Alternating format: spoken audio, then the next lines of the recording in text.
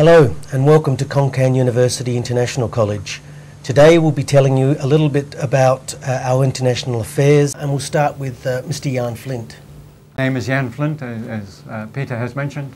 I'm a lecturer on the international affairs side, teaching international diplomacy, globalization studies.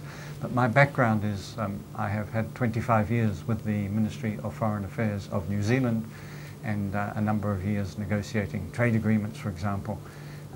After I left the New Zealand government, I worked for 3 years at the Mekong Institute, and now I'm happy to be lecturing here at Khon Kaen University to help Thai students become part of our globalized world. Thank you, Jan. And Dr. Edo. Thank you. Good morning. My name is Dr. Edo Andries, and as we say in the Thai language, I am a Luk Krung, so that means I have a Dutch father and Indonesian mother.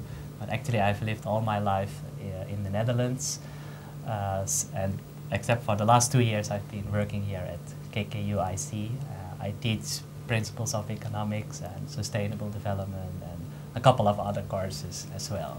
Okay, thank you. Jan, there are very few universities in Thailand offering degrees with international affairs as a major. Can you tell us about some of the courses that are available in the International Affairs program at KKUIC? Certainly. It's a modern course, if you like. There's a number of universities overseas offering this course, but as you say, very few here in Thailand. It's an interdisciplinary course. We cover quite a large number of different disciplines. We look at international politics, the whole business of power and nuclear proliferation, those kind of issues. We look at international economics, what makes countries strong, trade policies, trade practices, international political economy.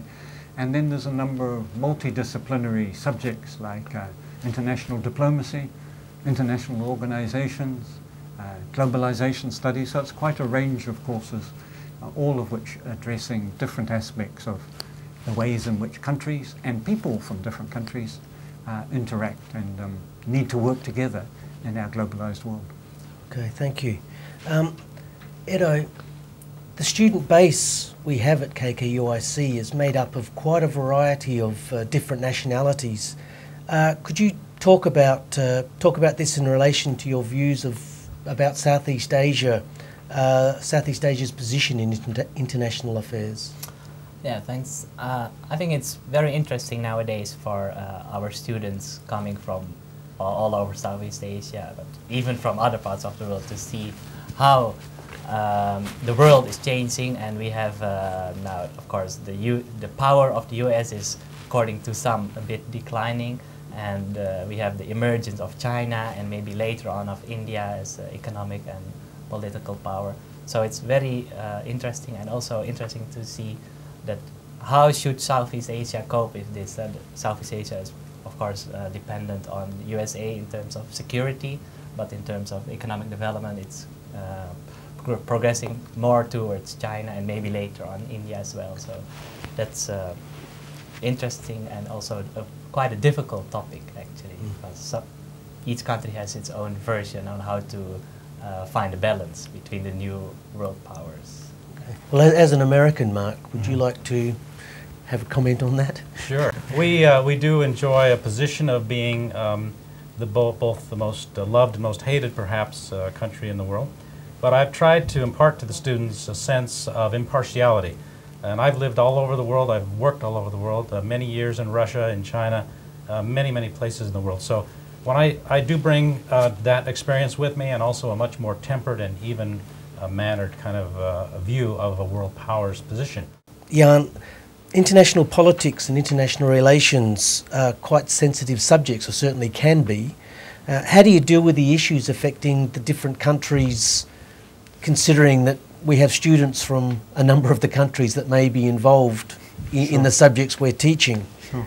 Well, we certainly have quite a range of students from different parts of the world, and each student will bring a different perspective to international studies, because to some extent we're all molded by our politicians, by the news we see on our television set. So we come with preconceptions very often about who is right and who is wrong, whether an invasion was justified or not on human rights grounds or weapons of mass destruction grounds, whatever it might be.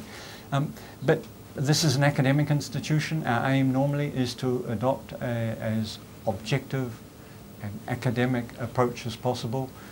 We certainly don't take any line of any of the major powers or indeed of the government of Thailand.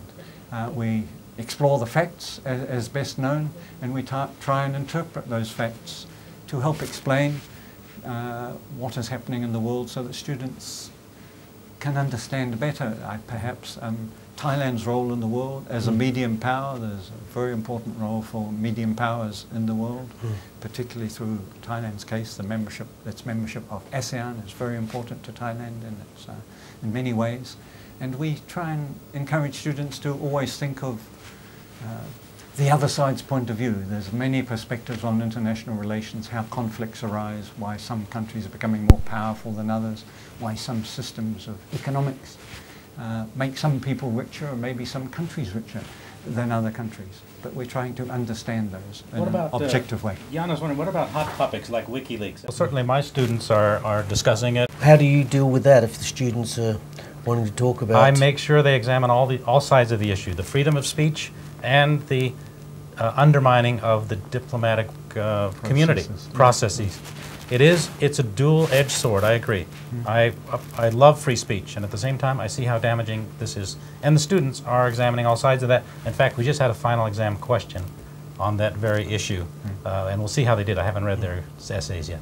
Sure.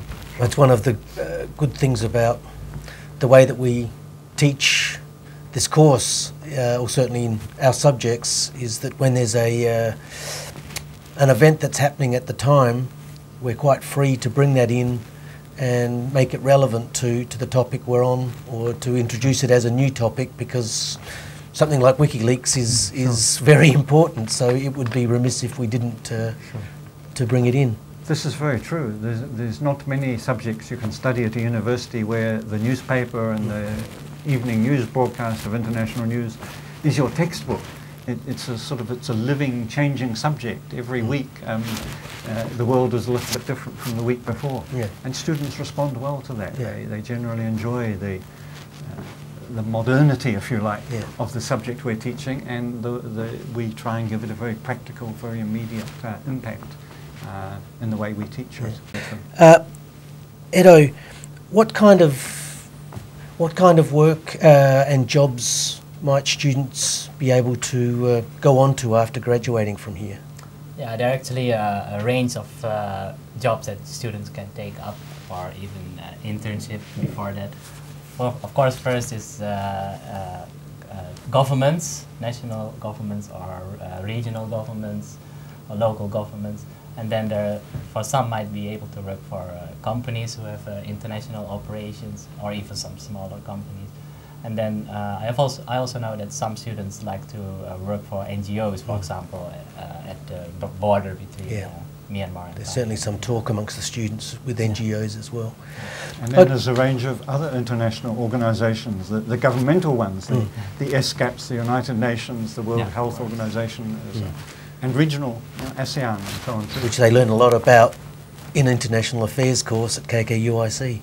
That is our aim. That is our aim. All right, thank you very much for coming along, and thank you to everyone. I hope we've told you a lot and all you need to know about global business and international affairs at KKUIC. And if you have any more inquiries, please go to the website and contact us. Thank you very much, and goodbye.